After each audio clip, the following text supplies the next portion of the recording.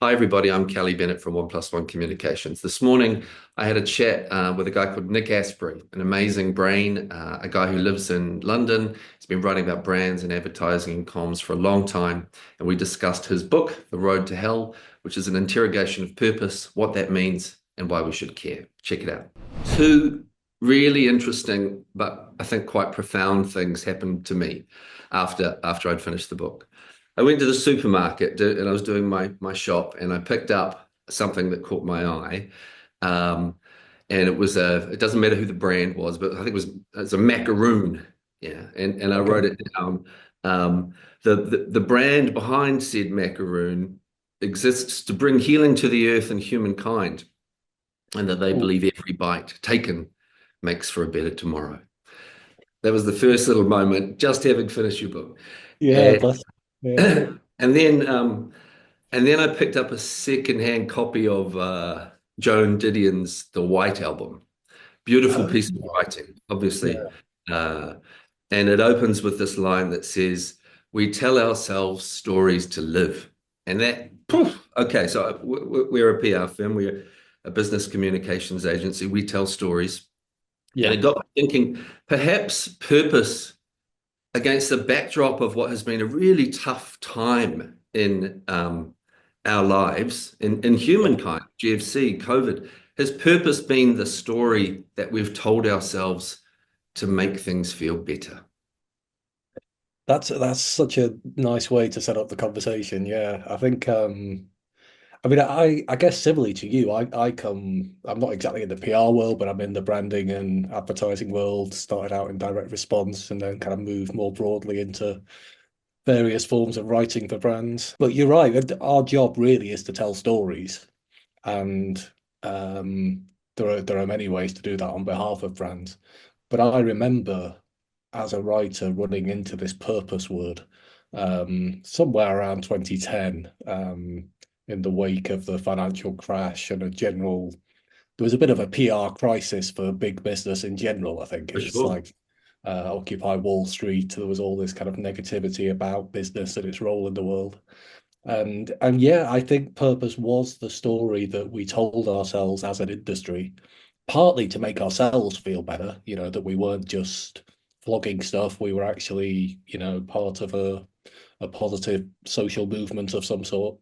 And you could, to some extent, say that's harmless if it's just a kind of internal story that's about just rallying the troops and, getting people motivated to come to work every day. But for me, the uncomfortable thing right from the outset really was that it was a story being told to the wider world and about the wider world. Really, it was kind of saying that the true purpose of business was actually to make the world a better place in some way. And I still remember, I kind of opened the book with it, that I remember this kind of jarring moment of thinking, wait a minute, purpose isn't the right word for what you're talking about. And that actually it makes it's more than just a semantic difference. It's actually uh, it's quite a strange little PR story you're spinning there about business and its relationship to society and politics. So yeah, that's what initially got me into it. Purpose, by its definition, is something we probably all seek consciously or not in our private lives and our Yes. public lives. And so there are lots of good things that come with that search. And the contrary argument is, well, purpose is not necessarily a bad thing. It is not the evil that perhaps people purport it might be. And if we want to pursue purposeful lives and Mm. purposeful business, that's a good thing. So what would you say in response to that?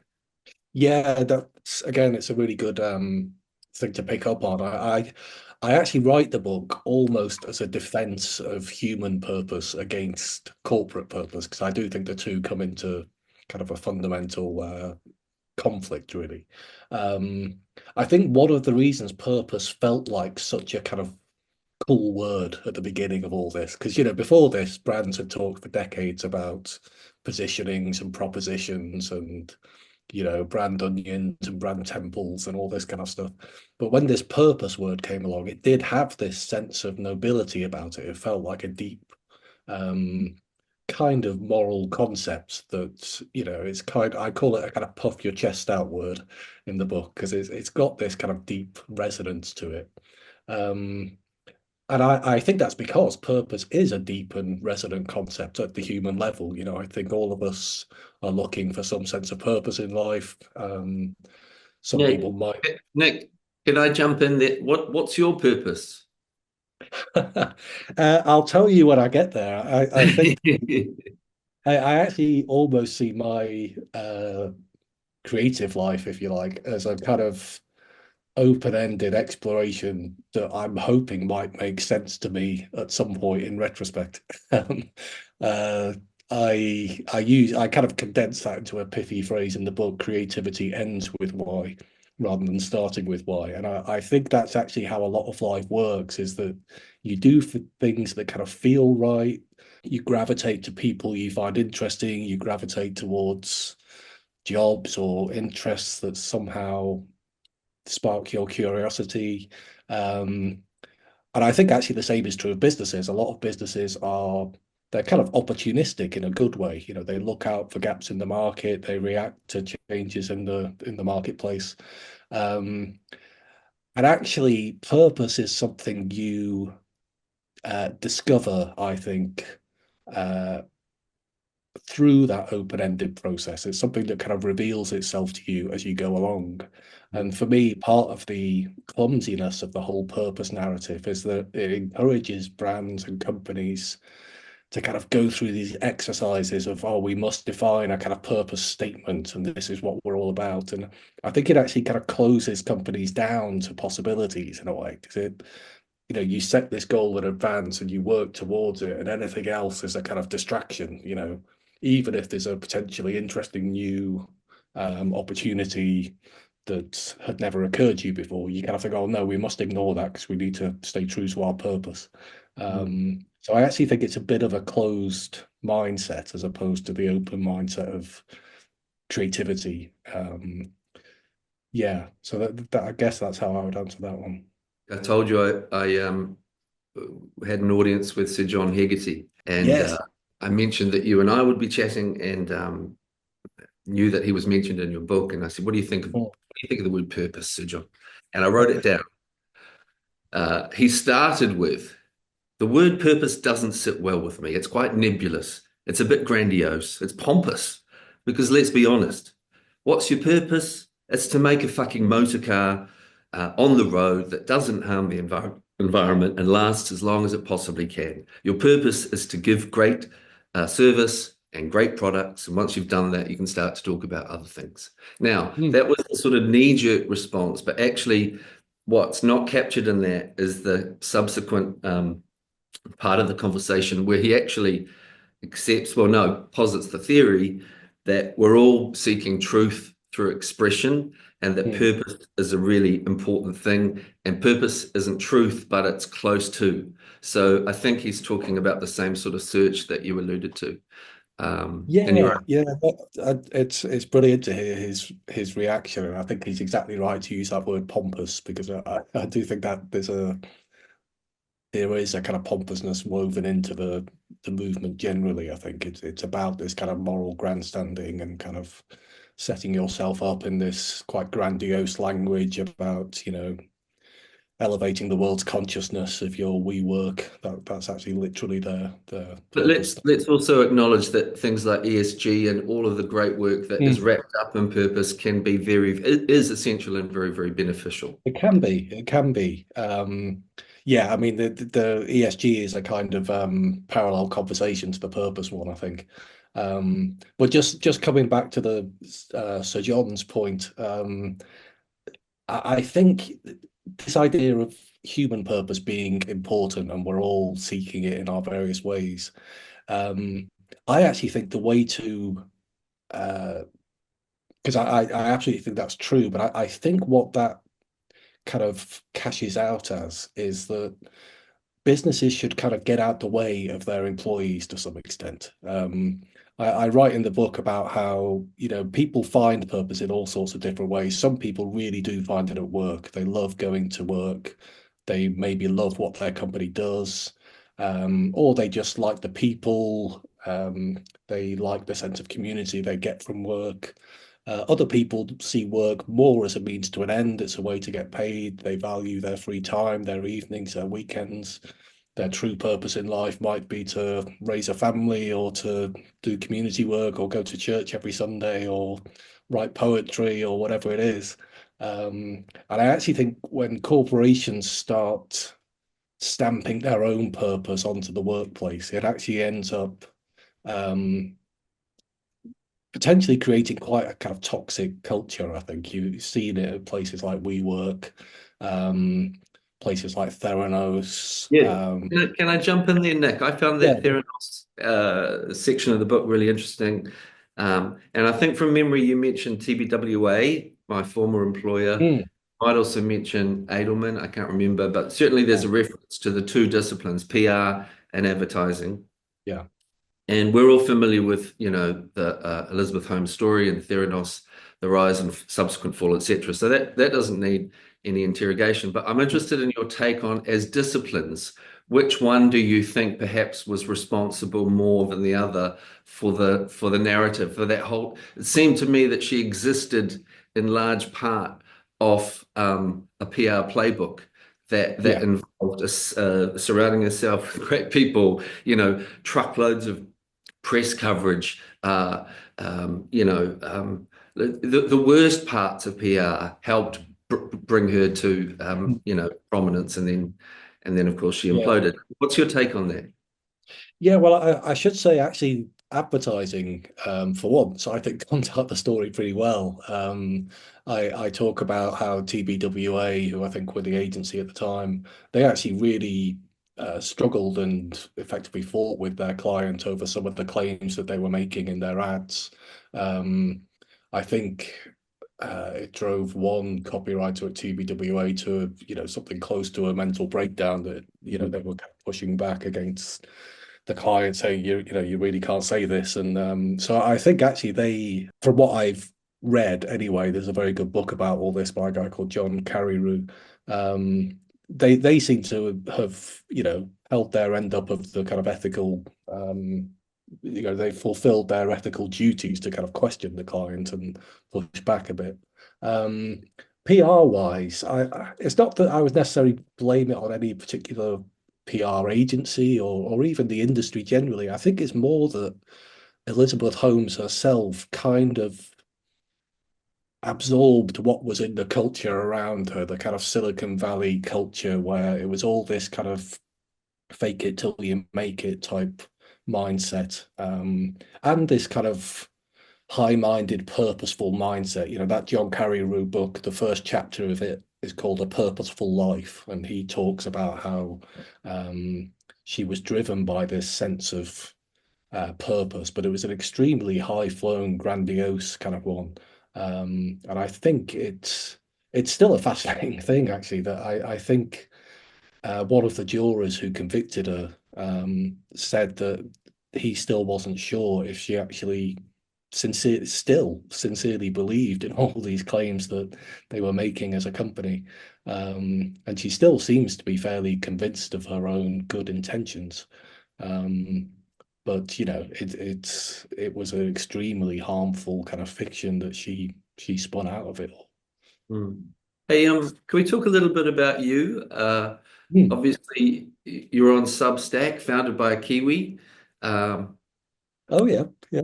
Tell us what your pursuit is now, that the purpose story kind of, I'm sure it preoccupied you for a while, but I'm sure your Hmm. attention is turned to other things. So tell me about life for Nick Asbury now and what it is that you're sort of pursuing with the same level of intensity that you did with purpose. Yeah, well, I've always had a habit of falling into different rabbit holes, if you like. I've tried to keep my career pretty varied, I spent a few years doing kind of humorous stuff. I used to write a kind of funny blog called Mr. Blog, which was about all the kind of, the Mr. shops that you get on high streets, like Mr. Curtains, Mr. Kitchens, Mr. Bathrooms. I always just liked that form of branding, so I did a kind of project celebrating all that stuff. And yeah, I've done Disappointments Diary was another thing I did, a kind of downbeat journal. I've done poetry, I've done various other things, and then yeah, purpose has been the latest rabbit hole, and I've been in it for quite a while now via Substack, 'cause it is quite a big subject once you get into it. I feel at the moment I'm in a kind of transition where I think to some extent particularly the re-election of Trump was kind of everyone's talking about the vibe shift that has resulted, and I do think there's a sense of it, of us moving as a planet, as a culture from one era to another era, and I think purpose is part of that story, and I think in some ways it's a good time for me to maybe gracefully start exiting that debate and move on to other things. But I suspect I will still dip in and out on certain issues. Um, but yeah, I'm already starting to ponder my next move, and I have very small seed of an idea for another book. I quite enjoyed the process of writing a book, and I'm interested Can I in. ask how long the Purpose book took you? Well, that was a weird story because I announced I was going to do it, and almost embarrassingly, within 8 weeks, I'd finished it. Um, in terms of writing it, but that was purely because I'd spent the previous 3 years writing about it, researching it, organizing my arguments, doing talks about it. So when it came to the actual writing of it, it all happened at a speed that surprised me more than anyone else, really. I fully expect if I write another book, it's going to take a hell of a lot longer than that. But yeah, I'm kind of interested in writing something a bit more broadly about creativity, about advertising. Um, Paul Feldwick, who you've spoken to already, has already written, incredible works about. I love the way he weaves together not only a kind of history of the ad industry, but also kind of an interrogation of what really makes advertising work. And I think he's very thoughtful about those questions. So it's not that I want to write a book along those lines, but I'll certainly have him in mind as an influence, I think. I'm a big fan of Dave Trott's writing Oh uh, yeah, and the economy of language he uses.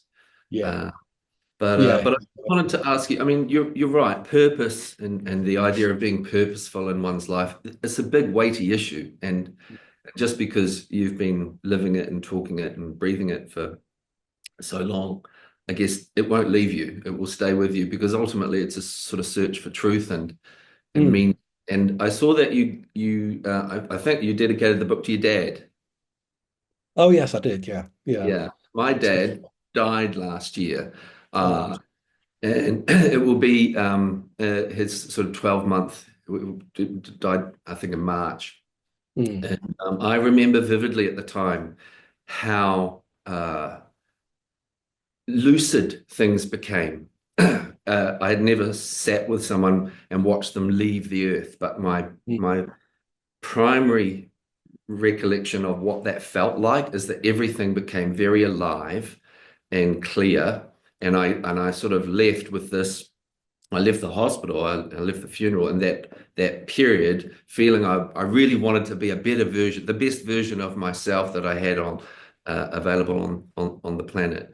And mm, then the busyness of life catches up with you, and of course that feeling dissipates. But when you see death, it's really, and then on a professional level, recently we've had an experience where it doesn't matter who the client is, but we worked with someone, a prominent New Zealander who has a serious cancer diagnosis. And mm, the marriage of that person's experience and the brand and the talk that this person gave at our request, it made me feel really good because it was just a natural way for this brand to show up with this person talking about things naturally without any sort of artifice.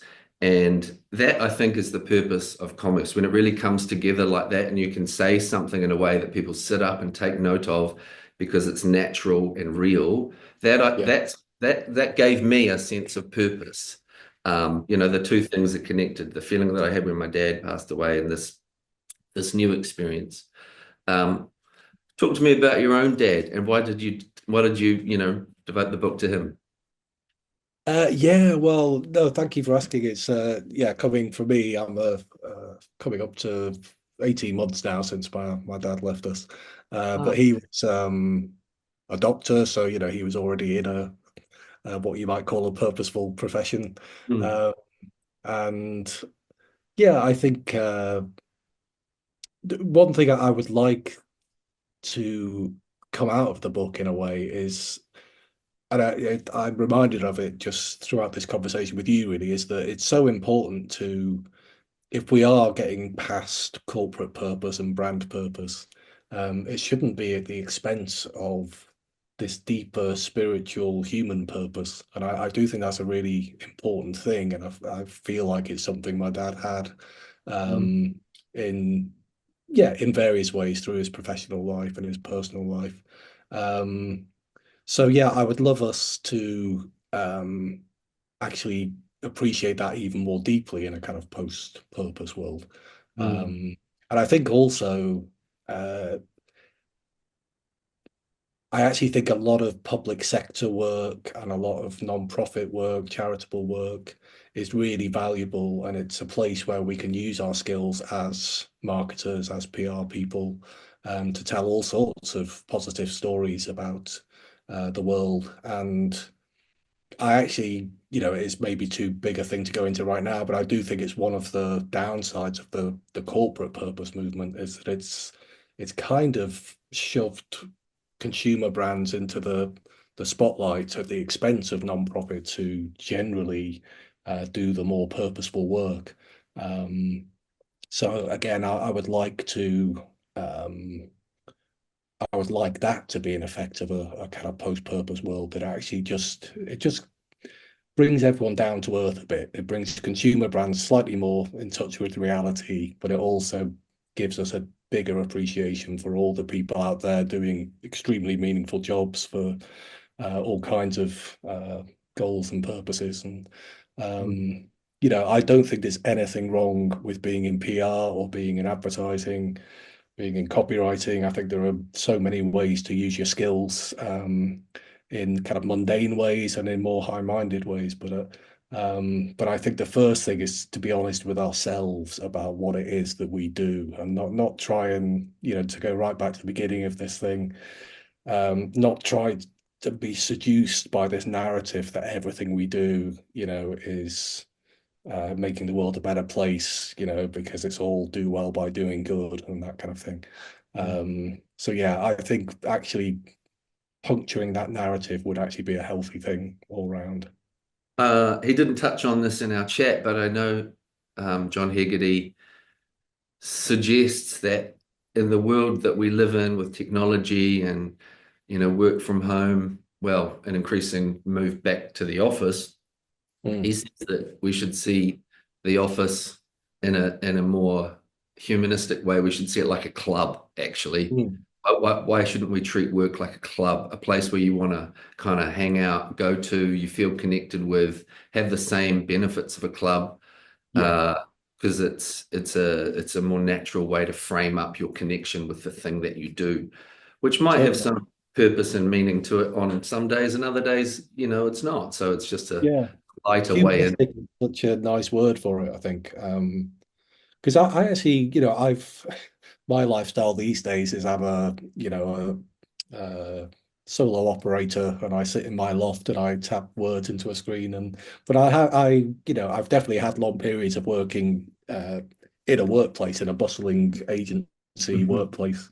And actually one of the things I liked about it was a place where you would meet people with all sorts of different perspectives and politics. I remember, there was a kind of almost cartoonish uh, city Tory boy type person who I worked with. But there were also, extremely, environmental zealot type people who would be sitting on another corner of the office and, young and old and left and right. And I actually think that's a really good thing about workplaces. yeah, they're just a kind of, they ought to be anyway, a kind of lively collision of lots of different human beings. And again, to come back to my hobby horse, I think purpose has had a troubling effect there, where it's actually made workplaces a bit more um, stifled in terms of what you're allowed to say about what. Um, so yeah, again, I hope we can move to a more kind of humanistic future for the workplace. I would definitely be on John As Hegarty's side. someone, as someone that makes a living through thinking and words and insights, uh, I'm curious to know how you feel about the current zeitgeist. It's pretty Mm, troubling times with, even news today, Trump yeah. saying some pretty outrageous things about Zelensky and what's happening in Yeah. Ukraine. That axis is tilting. That's a concern. Climate change, but interest rates. So how does Nick Asbury stay bullish and up and affirming? And Mm. what's your encouragement to others to kind of work through all of that negativity? Yeah, well, it's a big question. I think in terms of the zeitgeist, I think one of the strange and alarming things about recent years is that the ad industry, which is meant, professionally, really, the ad industry is meant to be in tune with the zeitgeist. We're meant to go to clients and say, look, this is what people are thinking. This is how you should market to them. And yet the ad industry seems to be continually taken by surprise by the zeitgeist. We spent years saying Gen Z are the purposeful generation, and Deloitte, I think, was still saying this a month before the election, and then Gen Z goes out and votes, and I think it was 56% of Gen Z males voted Trump, and 41% of Gen Z females, I think it was. Um, which is not something I celebrate because to lay my cards on the table, my ideal would be a Democrat landslide in the next election. But for me, I think that involves um, asking some very tough questions about the kind of stories and narratives that we've been obsessed with for the last 10, 15 years, and actually try to just get more interested in people again and more welcoming of people who are potentially interested in the left rather than subjecting everyone to kind of purity tests and doing all this kind of infighting that ends up, I think unfortunately that's what pushes people further towards Trump and to kind of charismatic figures like that, is that the left isn't offering the answers itself. Um, so yeah, I think we're in a really interesting time. Lots of things are being, it feels like the snow globe is being shaken up, and we're all waiting to see how things land. But um, yeah, I'm as alarmed as anyone else by the emergence of what looks like a kind of oligarchy in America. Elon Musk and Donald Trump are now kind of blood brothers, and we're heading for a world where billionaires are going to wield political influence in a way they haven't even up until now. Um, so there's lots of thinking to do, but I just hope the ad industry is prepared to do it. And I have to say, the signs so far to me aren't that great. I don't see a sense of real kind of humility and re-evaluation of um, fundamental ideas in the ad industry. All I see are just the same stories about, oh, Trump is evil, I Trump is think, Hitler, let us this, down. this, as I said, we're a corporate communications firm. We believe that better stories make better businesses, and that's a Mm. big part of what we do. And we've spent the last 30 odd minutes talking about purpose. Founder stories, for example, are really interesting stories. Those are real life stories. Yeah. The natural and authentic stories that come with ambition, growth, and stuff. Uh, those are what we do. Um, Mm. your book is not about denigrating or dismissing that. It's not about dismissing the goodness of business. Mm. So let's be clear on that. I want to make sure the Sure. audience is Yeah. clear on that. What are the best things of purpose in your view? Well, I think there's a sense of the word purpose which I would not argue with at all. A kind of lowercase p purpose. If it's just meant in the sense of knowing what you're about, knowing who you are as a business, what it is you want to say to customers, um, what it is you want to think about over the next year, 5 years in terms of your planning. That's all to the good, and that's I think that's always been true of business, and that would never have struck anyone as a controversial idea if you told them in the 1980s or the 1930s or whenever it was. It would just seem like common sense.